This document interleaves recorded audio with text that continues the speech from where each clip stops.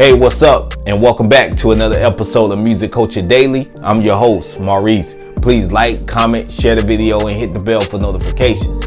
First, before we get started, let's give a shout out to the legendary vinyl wall that's behind me. All right, now let's get right into the video.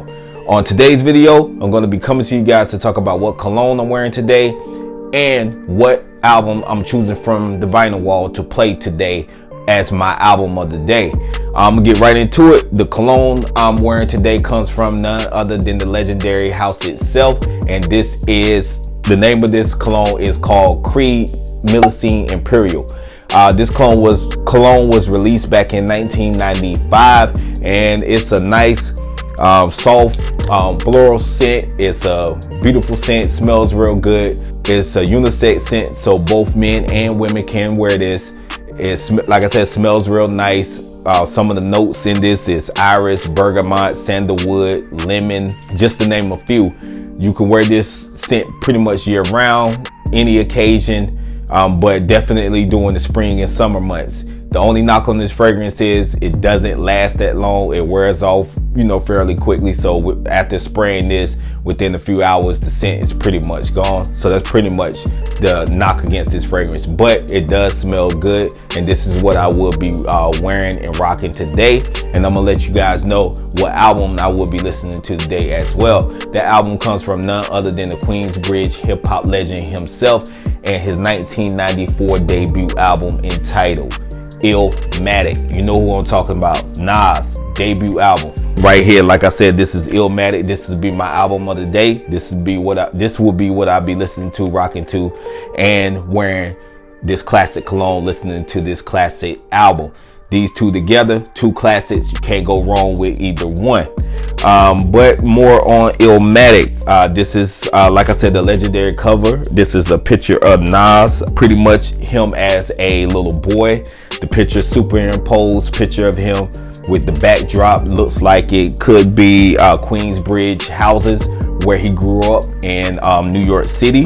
This picture right here looks like Nas probably around 7 to 8 years old. It's a dope hip hop cover, legendary hip hop covers. This cover really started the trend in hip hop of little kids or people putting, babies or little kids on hip hop covers. See, where is it at? The Notorious B.I.G.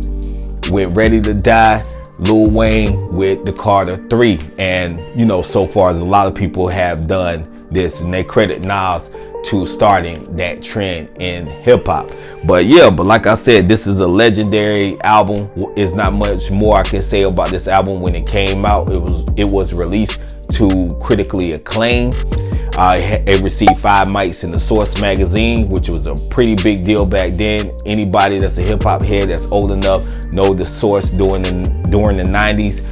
They gave out 5 mic ratings, which was the highest rating that they gave to hip hop albums, and this album received one. And everybody knows the Source was the hip hop Bible during those days. So if you got a 5 mic rating on your album, it was a classic. It was all the bragging rights you needed in hip hop. It wasn't a Grammy, it wasn't any kind of award, music award. It was the 5 mics in the Source, and this album right here received that coming out the gate. Nas was fairly young when he released this album. I think he was around 19, 20, maybe, around the age. It was a lot of gritty storytelling with gritty lyrics on top of it. He had production on here from Pete Rock, LES, DJ Premier, Large Professor, Nas himself, Q-Tip lended on some production as well on this album.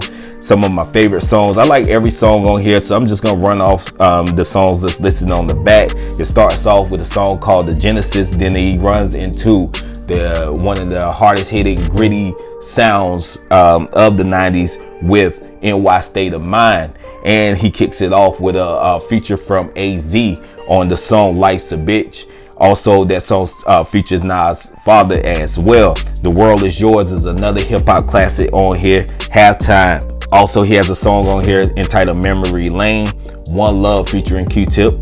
Also, Q-Tip provided production on that as well. One Time for Your Mind, Represent, and It Ain't Hard to Tell, which was actually the first single released off this album 2 years prior, back in 1992. This album, like I said, was released in 1994. It was released by Columbia Records. It was released actually on April 19th. It's not really a long album. This album, I think, comes in at around about 39 minutes. So you can pretty much put this in, listening to it, or sitting around the house listening to it on vinyl, or playing it on any music streaming service while riding around, and you can ride around town and you'll be finished with this album fairly quickly.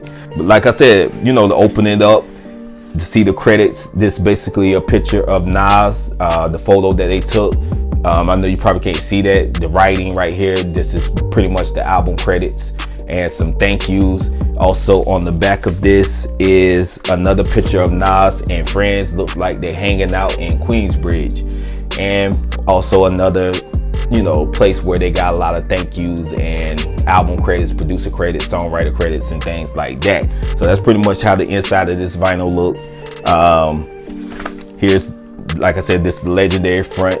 Here's the back with a fence, and the album track listing is on the back as well. But like I said, this is Illmatic. Illmatic was released to critically acclaimed music publications, pretty much held Nas as one of the greatest hip-hop lyricists pretty much from this album. And you know, this spawned his legendary career, which now he's still going strong. Within the last 2 years, Nas has released 3 dope albums, but it all started with Illmatic. I always come back to this album. This is my favorite Nas album, and this is a lot of people's favorites.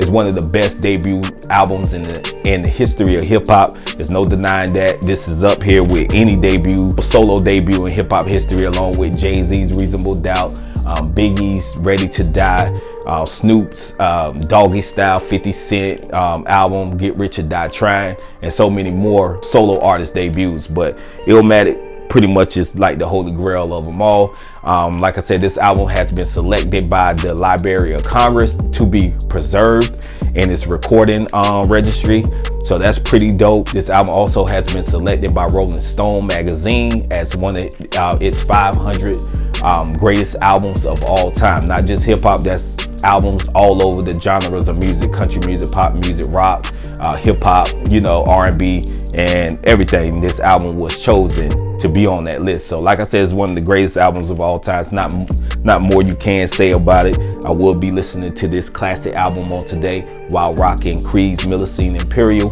Creed, you know, kind of go back to Creed. This, like I said, this scent right here smells good. If you haven't smelled this scent, I'm gonna tell you what this scent smells like. If you ever smell Sean John's Unforgivable, which was released in 2006, that fragrance smells very similar to this one. It kind of copied that DNA from this one, but this is the original. This is the OG. Like I said, this was released by Creed in 1995, so a whole 11 years before the Sean John fragrance was released. But you get, you know, you get an idea of what it smelled like if you smell this one. This was more on the expensive side. You can find this at some of your higher end retail stores, boutiques like, you know, Saks, Fifth Avenue, Nordstrom. Of course, you can find it on creedboutique.com. You can also find it online at some discounters. But this is the all gold bottle. It actually came in another bottle. They kind of switched it up. I kind of like this old all gold look, but it's a nice fresh fragrance. You will get compliments from it. But I will be rocking this while listening to Nas Illmatic, and I think it's a perfect scent for a perfect album. I give this album right here a 10 out of 10. My favorite song off this is Life's a Bitch. AZ, you know, he definitely got rave reviews from his verse. Like they actually said he actually got a record deal from just his verse off this album. Like I said, I give Nas a lot of credit for releasing this album, man, because he pretty much did it by himself. He didn't have no famous guest appearances on there. AZ was on here, but he was unknown at that time, new up and coming artist. Nobody knew who he was.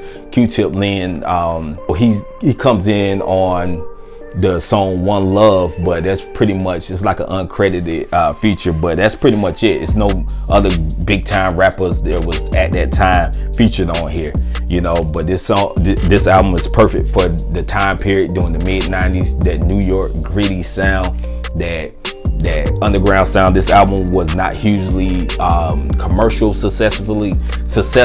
It didn't have like major commercial crossover appeal singles like what Biggie had when he released his album that same year in 1994. He had, Biggie had a lot of, crossover commercial songs, But this album really didn't go that route. It kind of stayed with more gritty production, like from DJ Premier and Pete Rock, LES, Large Professor, and all those guys. They did a great job of keeping that gritty sound, and I think that's what Nas went for. And I think that's why a lot of people love this album, because it came from a guy that was so young, and the content was just so raw and so original, and it sounded like a rapper in his 30s, not some young kid, you know, that was 19, 20 years old at that time. So that's why I think Illmatic probably is the greatest hip hop album of all time. Definitely in the top 5 for sure, because Nas pretty much set out to do something at that time that was unheard of.